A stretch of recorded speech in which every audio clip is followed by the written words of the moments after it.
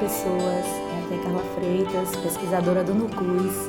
Estamos aqui hoje com João Manuel Oliveira, nosso parceiro internacional, e vou pedir que ele faça uma breve apresentação acadêmica, militante, macumbística, astrológica, que nos diga quem é ele no jogo de búzios de Mãe Carmen. Vamos começar nosso bate-papo, João. Muito bem, é um prazer estar aqui, um privilégio estar aqui com vocês, como sempre. Então, você começou logo a falar em Mãe Carmen, que é uma figura que me liga muito a Salvador, a tudo. Eu sou filho de Oxum, eu sempre começo por aí. E porque isso explica muito sobre mim, isso tem muito a ver comigo. E eu comecei a trabalhar nessa área dos estudos de gênero, eu tive contando, faz 20 anos agora. Então, já há alguns anos. E um dos pontos mais importantes na minha forma de olhar para essas questões passou por Salvador quando eu vim participar no Desfazendo o Gênero, que é uma mudança na minha história, até ao ponto de me fazer chegar a vir morar no Brasil. Então, é aí que começa um pouco esse processo, começa um processo também de me ligar às questões de candomblé, que já vinha de trás, mas aqui eu encontro um espaço para isso, e de alguma forma de trazer algumas... Eu sempre fui... eu não gosto tanto de falar de ativismo, eu fui militante. Porque sou militante num partido em Portugal, que é um bloco de esquerda, e sempre fui militante feminista, ligada às questões queer também, não só, mas também. Hoje em dia, muito envolvido também nas questões trans, porque a gente tem eu agora estava fazendo um projeto com uma amiga sobre essas questões e a gente estava vendo que você hoje em dia tem cada vez uma maior presença de pessoas trans, por exemplo, na academia. Começam a aparecer pessoas trans, mas a gente continua a ter os números de extermínio, de genocídio da população trans apenas semelhantes aos números de feminicídio de mulheres. Sim. E a gente, claro, a maioria das trans que são assassinadas são mulheres e a gente pode tratar inclusivamente em conjunto essa questão. Então, se trata de uma das grandes contradições, que é que você começar a ver um grupo que começa a ter reconhecimento em algumas áreas, mas que continua em outras partes a serem exterminadas de forma genocida. É assim que eu caracterizaria o que se passa. Então, a minha pesquisa é pesquisa em teoria feminista, muito motivada por esse tipo de perplexidades que a gente encontra na ação política, na ação de pensar o comum. Hoje em dia eu estou muito preocupado com essa questão de como é que a gente pensa o comum num tempo em que querem privatizar tudo. Então, isso também faz um pouco parte do meu tipo de ativismo, do meu tipo de envolvimento e de lutas. E aqui, quando eu cheguei a Salvador, que é muito importante na minha história, eu comecei também a fazer um movimento no meu trabalho de tentar enegrecer a minha reflexão, de tentar... Eu conhecia já algumas coisas de feminismo negro e comecei a trazer isso como forma da gente pensar um feminismo que não seja apenas uma perpetuação do racismo. Como forma da gente pensar que dentro do feminismo a gente tem outras formas de conceitualizar que não seja apenas para proteger mulheres brancas, sim, de classe média. Então, esse tipo de coisa chegou num momento... Foi muito interessante porque eu estava trabalhando essas questões lá e eu venho desfazendo e essas questões se tornam muito centrais. Depois eu decidi vir morar um período para Salvador, fiquei em casa do Leandro, e depois acabei por fazer um concurso para a Federal de Santa Catarina, que abriu um concurso de visitante, e tô lá, já faz uns 2 anos. Márcia, acho que a conversa vai girar muito em torno disso, né? Dessa sua experiência, desse eixo Portugal, Brasil, dentro do Brasil, Nordeste e Sul, do que você vem produzindo, vem pensando, de algumas coisas também que eu andei pensando sobre tudo isso. Acho que a gente está vivendo um período que o maior desafio intelectual desses tempos é compreender o lugar de fala, né? Sem se deixar implicar na produção de saber e nas nossas micropolíticas cotidianas, né, de enfrentamento. Como tem sido para você, homem cis, gay, branco, europeu, lidar com essas questões? Então, já começando por duas questões, eu nunca me vi como homem, para começar. Então, eu não diria que sou uma pessoa trans, eu tenho muita dificuldade em dizer o que eu sou. Até porque eu não trabalho muito com a categoria. Eu trabalho muito com a categoria identidade de uma forma negativa. Eu trabalho muito a partir do negativo. E quando a gente fala de analítica, a gente muitas vezes está falando de modos de construir a tua subjetivação. E tem uma história, quando me entrevistaram uma vez para televisão e queriam falar com homens feministas, eu disse, acho muito interessante, mas eu não sou homem. Então, a minha primeira identificação é com o feminismo e não com o fato de ser homem. Isso deu uma grande celeuma na época, porque as pessoas, na época, era muito raro alguém questionar o seu lugar de gênero. Uma coisa é a posição que você tem no sistema, no sentido em que as pessoas fazem uma leitura do teu corpo e de ti, te posicionam de uma determinada maneira. Outra coisa é a tua identificação com isso ou não. E o fato de você ser colocado socialmente, você reconhece que lhe posiciona no lugar de privilégio, mesmo Claro. que... Gente, a coisa da pessoa ser bicha te retira imediatamente. Então é um jogo, é um xadrez que não é assim tão simples. Ou seja, porque esse lugar do ser bicha, ao mesmo tempo te desautoriza. Nesse reconhecimento que o outro faz de você. Sobretudo quando você é fechativa. E quando você faz quando você faz disso enfrentamento. Quando você vai, por exemplo, para participar em alguns programas bem importantes, acadêmicos, e você não vai fazer uma performatividade cis-hétero. Você vai fazer outro tipo de... Por exemplo, eu me lembro de participar em alguns congressos onde eu tive caras que vinham me perguntar, caras bem importantes, professores titulares, que vinham me perguntar se na loja onde eu comprava roupa tinha roupa pra gente normal. Que é um tipo de desautorização que não ocorre com homens acadêmicos com meu perfil na minha geração. Mas com as bichas ocorre. Por quê? Porque a gente ainda tá nesse processo. Tem uma coisa, eu não sei se eu quero também demandar reconhecimento desse povo, porque demandar reconhecimento desse povo quer dizer você cumprir, você se posicionar face às normas deles. Eu quero que as normas deles rebentem, não sou obrigada a isso. Então, acho que tudo isso, essas várias posições implicam contradições entre si. E implicam que você tem...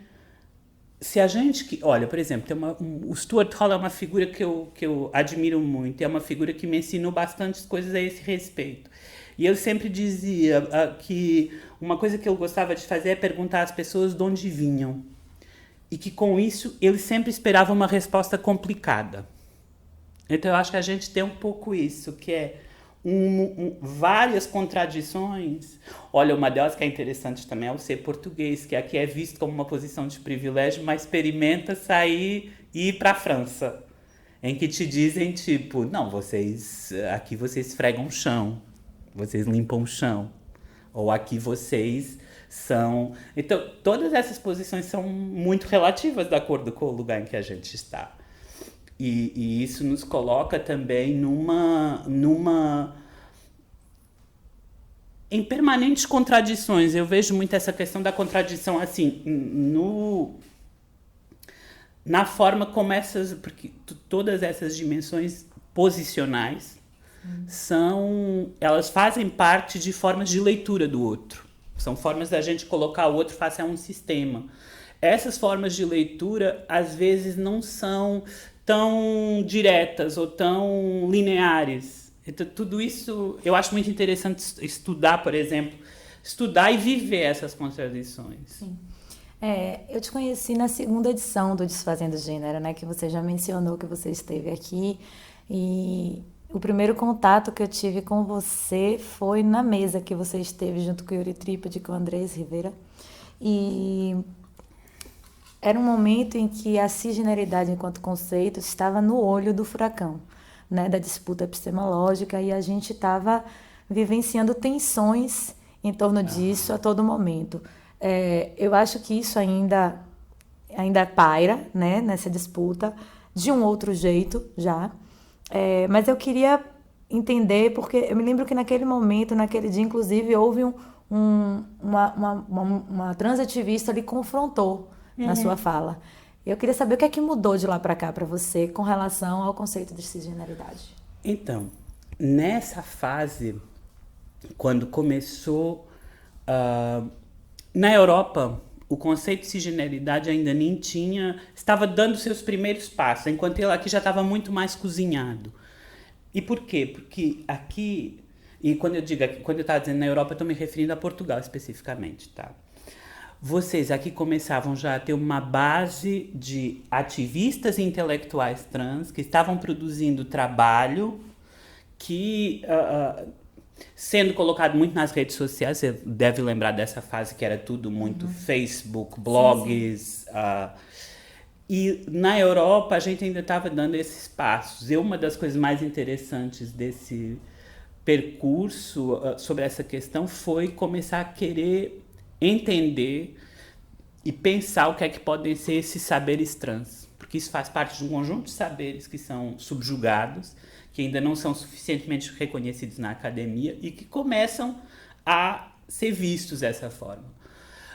Eu continuo a ter um problema com a ideia de cisgeneridade. Eu tenho muito mais afinidade, por exemplo, com a ideia de cisnormatividade, como é colocada pela Viviane Vergueiro, com que eu aprendi horrores sobre isso. Na época, a gente não conhecia o trabalho dela, o trabalho tinha acabado de sair, então a gente ainda não conhecia. E é esse tipo de confronto, esse tipo de... Quando você é interpelada por algo, a mim sempre tem o efeito de me fazer querer saber mais sobre aquele assunto. Então eu comecei a ler muito mais sobre isso, eu conhecia alguns textos clássicos que tratam essa questão, e conhecia alguns trabalhos que de alguma forma tensionavam essa questão. Mais uma vez, eu acho que é uma questão que é uma questão muito contraditória em certas coisas, o que eu acho bem interessante, e contraditória com o meu percurso, que é um percurso que vem de uma teoria queer muito não branca, no sentido, você tem toda uma construção da teoria queer, por exemplo, nos Estados Unidos, na Inglaterra, na Europa e aqui, hoje em dia muito aqui, que não é uma teoria queer branca, que é uma teoria queer que está interessada em questões coloniais, decoloniais, e trazer esse debate. Olha, estou pensando, por exemplo, a Jasbir Puar, que está debatendo, por exemplo, as questões de como se criou um certo regime de excepcionalidade dos Estados Unidos face à população LGBT, e que com isso vai fazer parte da ofensiva islamofóbica daquele país. Então, por exemplo, pensar essas questões numa maior complexidade. Isso é teoria queer também. E quando você vem dessa posição, eu tenho uma coisa que, por exemplo, eu e o Leandro, a gente até faz piadas sobre isso. O Leandro dizia, um texto em que eu escrevia, você usa a palavra anti-identitarista e você deveria usar pós. Mas eu sou mesmo anti-identitarista no sentido, eu não acredito nas identidades. Não acredito que eu sei que elas fazem coisas. Agora, eu acho que o que elas fazem é muito, muito problemático. Então, quando você tem uma posição meio anti-identitarista, você entra em choque um pouco com uma definição como essa, porque é uma forma de catalogar. A gente sabe que a partir da catalogação, a gente vai ter uma série de efeitos que vão começar a acontecer. Então, eu acho que a minha geração... e a geração de pesquisadores e ativistas e pesquisadoras e ativistas, algumas de nós temos muitos problemas com essas categorias, porque elas são, ao mesmo tempo, grandes demais e pequenas demais. A gente não cabe lá, de algum jeito. Então, é como se você tivesse que estar sempre num exercício de entender o que é que a coisa pode fazer. Agora, eu acho que a produção sobre cisgeneridade é super interessante. Muito interessante, ela produz efeitos muito bacanas. Eu acabei de fazer um terminei a organização de um número especial sobre saberes trans, em que a gente estava trabalhando com muitos conceitos que vêm diretamente do ativismo e da teoria trans, porque hoje em dia tem uma teoria trans. Sim. E esse é um dos conceitos mais promissores, sobretudo, a meu ver, nessa via que a Viviane pegou, de pegar a partir de uma ideia de norma. Porque a partir de uma ideia de norma, você já está... A norma, por exemplo, a Butler diria, a norma é uma forma de ler o mundo. É um registro de legibilidade sobre o mundo. Então, aquela pessoa vai ser lida de acordo com essa norma. Então, eu acho que você vai aprendendo muito sempre com esse tipo de posicionamento. E depois tem outra dimensão. Uma coisa é a dimensão analítica e outra coisa é a dimensão política. Claro que a gente aí tem que ser capazes de criar esse espaço do comum. E esse espaço do comum, muitas vezes, é atacar diretamente cisgeneridade e ponto. Quando é preciso dar um pontapé numa porta, a gente faz isso. Agora, eu sempre gosto de manter uma outra coisa, que é manter a afirmatividade dessa política, mas manter um espaço sempre de interrogação na teoria. A teoria é um espaço de interrogação, da gente levar as perguntas ao limite. Pronto. Massa. João, eu sou baiana, tenho família sulista, morei no Rio Grande do Sul muito tempo, né? Algumas vezes. E aquele lugar, ao mesmo tempo que me causava uma sensação de ser estrangeira, me trazia uma memória afetiva muito grande. E eu passei pelo processo de achar muito bonito o processo de higienização, sem compreender o que era aquilo, né? Pela minha pouca idade. E aí, somente depois eu fui compreender essa estrutura, como se dá isso, e fazer reflexões e entender a minha ancestralidade e minha relação com a minha terra, né? Você está podendo viver isso, né? Você está como professor na Faculdade Federal, na Universidade Federal de Santa Catarina, e você estabeleceu essa ponte aérea efetiva, né, entre o Sul e o Nordeste. O que é que você percebe aí nessa distopia territorial desse país continental nesse momento bolsonarista? Bacurau. Nesse momento bolsonarista, principalmente. Nossa, essa é uma ótima pergunta. Sim, a gente está a viver uma distopia. Eu acho que você classificou logo muito bem essa questão. E no Sul, essa distopia está sendo vivida de uma forma bem mais brutal, bem mais fascista do que aqui, imagino eu. Da minha experiência aqui recente, muito mais lá. Por exemplo, eu tenho uma estudante de doutorado cubana que ela vai na rua e mandou ela de volta para o Haiti. E eu digo para ela, ainda bem que elas não sabem que você é de Cuba, porque eu imagino o que é que eles iriam dizer, se soubessem. Então, a gente está vivendo lá toda uma questão que tem que ver com esse enorme branqueamento que já existiu e que está sendo levado às suas últimas consequências. E onde é que ele está sendo levado? Por exemplo, você vê toda essa questão do ataque às universidades, desses cortes nas universidades. Uma das coisas onde isso vai operar vai ser nas políticas de entrada das pessoas, nas políticas de tentar acabar com as cotas, tentar acabar com as ações afirmativas, para continuar a manter uma universidade que é, no Sul, quase toda branca. Atenção, ela não é toda branca, ela tem outras, porque essas políticas já fizeram entrar pessoas, né? Mas você ainda vê assim uma mancha de gente branca mas que ao mesmo tempo a gente também, essa é sempre uma questão que eu gosto de tomar em consideração, que é mesmo nesse processo de profunda hegemonização você tem sempre resistências e você tem sempre movimentos que estão tentando quebrar com isso. Então lá você nota muito essa questão de, por exemplo, escritos na parede. Quantos professores negros você tem? Quantos textos você leu de atores negros? E depois alguém foi botar um AS para não ficar só os autores negros e trazer as autoras negras. Então, esse tipo de afirmação lá eu acho que é super importante, porque as coisas lá também estão mudando como mudaram aqui, mudaram lá. Só que isso é menos visível lá, porque lá é muito mais fascista, de um ponto de vista de... Você vê a distribuição de votos. Santa Catarina, por exemplo. 76% das pessoas votaram em Bolsonaro. Mas tem uns 24% que são interessantes, então, que a gente também tem que considerar e tentar trazer como pessoas que estão fazendo tentativas de resistir. E é uma coisa que eu acho que a gente tem que olhar também com esse lado.